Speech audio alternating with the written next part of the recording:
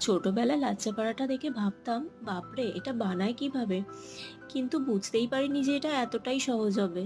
মানে তোমরাও যারা আমার মতোই ভাবো যে এটা ভীষণ টাফ, কিভাবে বানাবো, তারা আমার কথা শুনে একবার বানাতেই পারো। মানে এটা অতটাই ইজি যতটা আমরা এটাকে টাফ বলে মনে করি। তো যাই হোক, এটা আমরা প্রথমেই বেলে নেব, আর যেভাবে লুচি বা পরোটার আমরা ডোটা মেখে নিই ওইভাবেই মেখে নিলে হয়ে যাবে। তারপর একবার বেলে নেওয়ার পর একটু তেল আর ময়দা ছড়িয়ে নিয়ে একটু করে কাট লাগিয়ে নিতে হবে। তারপর এটাকে এইভাবে ফোল্ড করে নেওয়ার পর আরও কয়েকটা লেচি এইভাবে বানিয়ে নেব।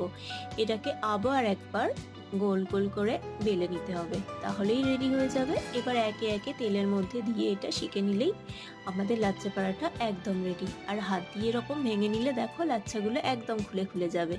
তোমরা একবার ট্রাই করে দেখো, তোমাদেরও সহজ লাগবে। বাই।